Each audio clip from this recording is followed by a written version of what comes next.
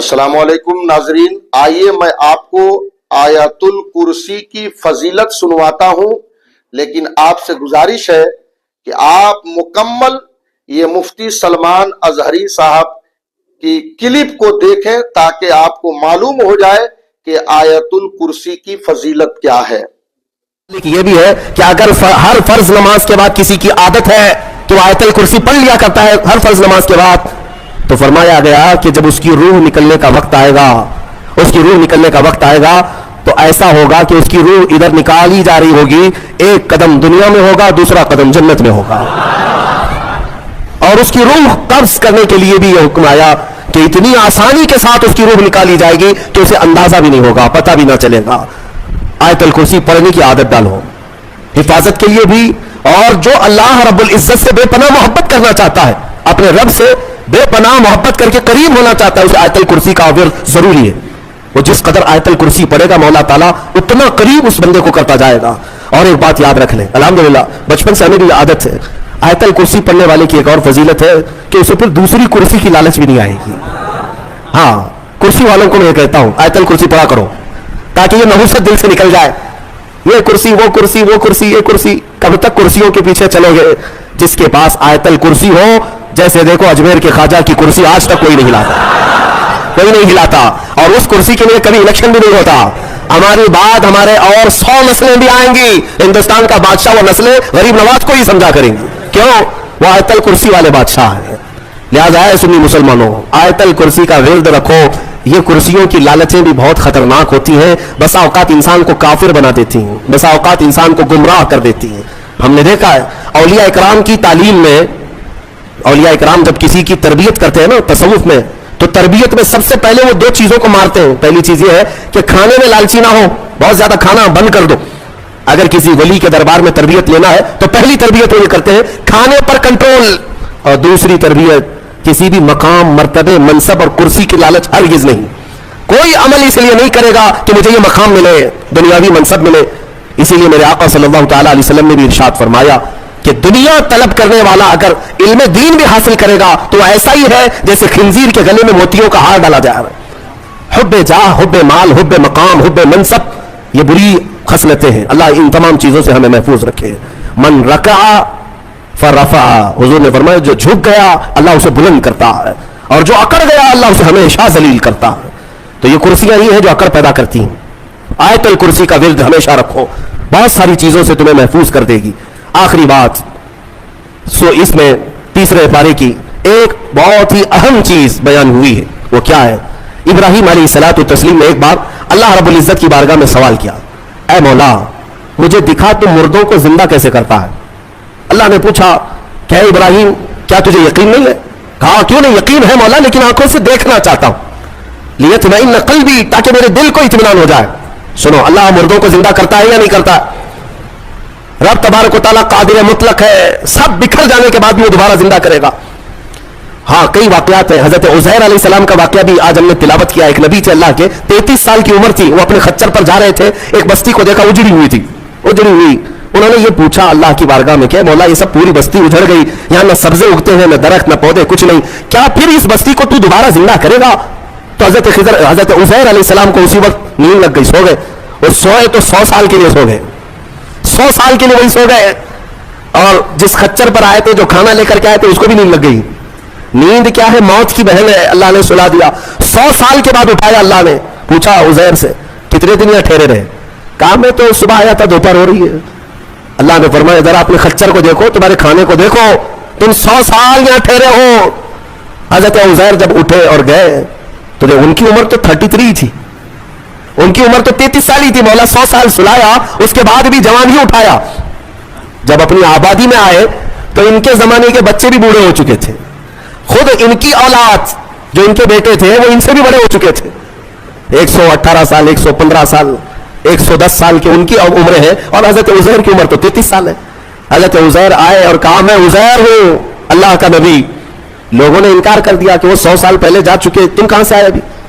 ایک خاتون جو ان کے گھر کی کنیز تھی، وہ بہت بوڑھی ہو چکی تھی، اس نے کہا میں عزیر کو 2 علامتوں سے پہچانتی ہوں، اگر وہ 2 علامتیں اس کے اندر ہیں تو یہ عزیر ہے۔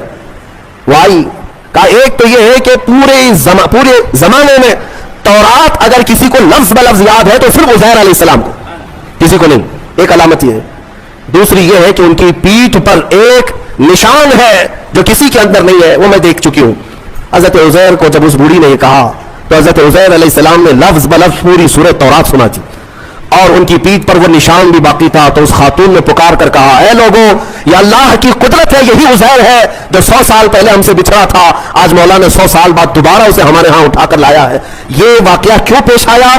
ये उन मुनकिरीन को बताने के लिए जो ये समझते हैं कि मौत के बाद फिर अल्लाह किसी को नहीं उठा सकता, इसीलिए कुछ लोग जला कर राख करते हैं, कुछ लोग चील कौवों को खिला देते हैं कि मरने के बाद फिर पकड़ नहीं होनी चाहिए। ये शराब क्यों पीता था, चोरी क्यों करता था, कोई डंडे मारने वाला ना हो, हम तो इसको जला के राख कर चुके। मौला कुरान में बयान फरमाता है, जो रब एक पानी के कतरे से तुम्हें इंसान बना सकता है, तुम्हारी राख को जमा करके दोबारा तुम्हें जिंदा क्यों नहीं कर सकता? वो कादिर मुतलक है, दोबारा उठाएगा।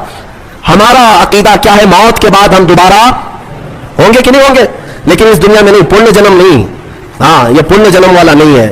हमारा जो अकीदा है वो ये है कि मरेंगे यहां, उठेंगे कयामत के दिन। कयामत से पहले फिर किसी की आत्मा नहीं उठने वाली है, जिसकी उठती है वो बेवकूफ है। हाँ, वो जो मशहूर करते हैं कि इसकी आत्मा आई, उसकी आत्मा आई, किसी की आत्मा नहीं आती। हाँ, ये बात याद रखें, शैतान खेलता है, रूहें जा चुकी, एक बार निकल गई तो अब कयामत के दिन दोबारा जिंदा हुई। अल्हम्दुलिल्लाह हमारा अकीदा यही है, इस्लाम का अकीदा। यह हम मरने के बाद आलम बरज़ख में जाते हैं और फिर मौला कयामत के दिन उठाता है। उससे पहले हमारा अकीदा ये नहीं कि हम मरने के बाद फिर कभी चूहा बन के उठेंगे, बिल्ली बन के उठेंगे, कुत्ता बन के उठेंगे। हाँ, अच्छे काम किया था तो अच्छा बन के दूसरे जन्म में पैदा होगा, बुरा काम किया था तो कुत्ता बन के जन्म लेगा, ये नहीं है। अल्हम्दुलिल्लाह हमें अल्लाह ने इंसान बनाया था, इंसान ही उठेंगे। हाँ, कुत्तों वाला अकीदा मत रखो, चूहों वाला और बिल्लियों वाला अकीदा मत रखो, हमारा यह अकीदा नहीं। जो बात मैं अर्ज कर रहा था वो इब्राहिम अलैहिस्सलाम की। इब्राहिम अलैहिस्सलाम ने पूछा रब से, तू कैसे जिंदा करता है मरने के बाद? तो रब ने फरमाया, क्या तुझे यकीन नहीं? कहा यकीन है, मैं आंखों से देखना चाहता हूं। कहा ठीक है, 4 परिंदे ले लो और उनको ज़बह करो और फिर उनको कीमा बना दो, चारों का गोश्त मिक्स करो और सब मिला करके 4 हिस्से करो, एक हिस्सा इस पहाड़ पर, दूसरा उस पहाड़ पर, तीसरा उस पहाड़ पर, चौथा उस पहाड़ पर, 4 पहाड़ों पर गोश्त रख करके आओ, ये मिक्स कीमे का, और फिर अपनी जगह पर खड़े हो जाओ, उन परिंदों के नाम लेकर के बुलाओ। इब्राहिम अलैहिस्सलाम को ये प्रोसेस कराया गया। इब्राहिम अलैहिस्सलाम ने क्या क्या लिए? एक कौवा लिया, तवज्जो चाहता हूं, क्या लिया? कौवा लिया, दूसरा मुर्गा लिया, तीसरा कबूतर, चौथा मोर। 4 परिंदे लिए, कौवा, मुर्गा, कबूतर, मोर। 4 परिंदे लिए और चारों को ज़बह किया, फिर उनका कीमा बनाया, गोश्त सब कीमा बनाकर मिक्स किया और 4 हिस्सों में 4 पहाड़ों पर रखकर आए। फिर अपनी जगह पर आकर के उन्हें पुकारा। अल्लाह के हुक्म से मुर्गा भी आए, कौवा भी आए, कबूतर भी आए और मोर भी आए। खुदा की कुदरत देखिए, वो कीमा हवा में उड़ने लगा और जिस जिस परिंदे का जो गोश्त था वो अपने अपने जिस्म में मिलने लगा और फिर उनकी जो मुंडियां थी, मुंह, वो इब्राहिम अलैहिस्सलाम के पास थी। धड़ सिर्फ तनहा उड़ता हुआ आया, अपने अपने मुंह से जुड़ गया और उड़कर चले गए। अल्लाह ने अपनी कुदरत का मुशाहिदा अपने नबी को करवाया। इब्राहिम अलैहिस्सलाम, मुर्दों को मौला कैसे जिंदा करता है, ये नबी को सामने करके दिखाया गया। लेकिन सूफिया इकराम की भी एक तालीम होती है। मीर अब्दुल वाहिद बिलग्रामी रज़ी अल्लाहु अन्हु सब सनाबिल शरीफ के मुसन्निफ फरमाते हैं, इब्राहिम अलैहिस्सलाम को यह प्रोसेस क्यों कराएगा? ये 4 परिंदे आपने क्यों लिए? सूफिया के जो नुक्ते होते हैं बड़े अहम होते हैं। मैंने 4 परिंदे का याद है ना, 4 परिंदे। हाँ, वो ऐसी ही नहीं है कि फॉर्मेलिटी के लिए मैंने आपके सामने गिना दिए। तवज्जो, कौवा, मुर्गा, कबूतर, मोर, यही 4 परिंदे क्यों? इब्राहिम अलैहिस्सलाम ने जो लिए, औलिया इकराम की एक जमात का कहना यह है कि असल में इन परिंदों की एक एक खुसूसियत है, एक एक खुसूसियत है। कौवे की खुसूसियत है, लालच बहुत होती है इसके अंदर, लालची बहुत है, इसका पेट कभी नहीं भरता। अरे पूरे पूरे मुर्दे भैंसों पर बैठता है, उसको ऐसा लगता है कि पूरा खा जाऊंगा, लेकिन होता इतना पेट है, लालच है, बहुत ज्यादा लालच। दूसरा परिंदा है मुर्गा, मुर्गे के अंदर शहवत बहुत ज्यादा है, शहवत, औरतों की ख्वाहिश। मुर्गा बहुत ज्यादा शहवती होता है, हमेशा मुर्गियों को दौड़ाता रहे, यह शहवत उसकी खसलत है। तीसरा कबूतर, कबूतर के अंदर दोस्ती करने की आदत बहुत होती है, जल्दी दोस्त बनता है। सारे परिंदों में सबसे ज्यादा मानूस होने वाला परिंदा कबूतर है, एक दिन पाल लो उसके बाद रह ही जाता है, दोस्ती करने वाला परिंदा। चौथा मोर है, मोर की खुसूसियत यह है कि वो अपने हुस्न को दिखाने का शौक बहुत रखता है। 4 लोग भी खड़े हो गए तो पूरे पर खोल देगा और नाचता है तो खूबसूरत, लेकिन दिखाने की ख्वाहिश ज्यादा है, रियाकारी। اپنے حسن کا مظاہرہ کروانا یہ مور کی عادت ہے. حضرت میر عبد الواحد فرماتے ہیں اے مسلمانوں, اللہ نے جو حکم کیا اپنے نبی ابراہیم کو, یہ 4 پرندے نہیں, کوا, مرغا, کبوتر, مور, یہ ذبح نہیں کیے, بلکہ ابراہیم علیہ السلام نے جو ذبح کیا وہ کیا ہے؟ لالچ کو ذبح کیا, شہوت کو ذبح کیا, دوستی کرنے والی عادت کو ذبح کیا, حسن کو دکھانے والی خصلت کو ذبح کیا. جب ان بری خصلتوں کو کوئی ذبح کرتا ہے تو مولا مردوں کو زندہ کرنے والی قدرت بھی دکھاتا ہے. یہ ہے اصل. اگر آج بھی رب تعالیٰ کی قدرت کے مشاہدے چاہتے ہو کہ آنکھوں سے ہم بھی کچھ دیکھ سکے, ان 4 عادتوں کو ذبح کرو. پہلے ذبح کرو. ذبح کرنے کا مطلب یہ لالچ ختم ہو جائے, شہوت ختم ہو جائے, دوستی کرنے کی عادت. کچھ لوگوں کو ایسا لگ رہا ہوگا سارے دوستوں کو برا کہہ رہے ہیں, نہیں, دوست بناؤ اچھے, وہ دوست جو تمہیں اللہ سے قریب کرے. ورنہ قرآن میں ہے کئی لوگ ایسے ہوں گے جو قیامت کے دن یہ پکاریں گے. 19ویں پارے کی آیت ہے, یا ویلتا لیتنی لم اتخذ فلانا خلیلا, اے کاش میں فلاں کو دوست نہیں بنایا ہوتا تو کتنا اچھا ہوتا, میں جہنم میں نہیں جاتا. کئی لوگ ایسے ہوں گے صرف دوستی کی وجہ سے دوزخ میں جا رہے ہوں گے, دوستی کی وجہ سے. تم کیا سمجھتے ہو ارے غیر سب سے دوستی کر لینا چاہیے؟ دوست اگر کسی کا برا ہے تو وہ تمہیں جہنم تک لے جا سکتا ہے.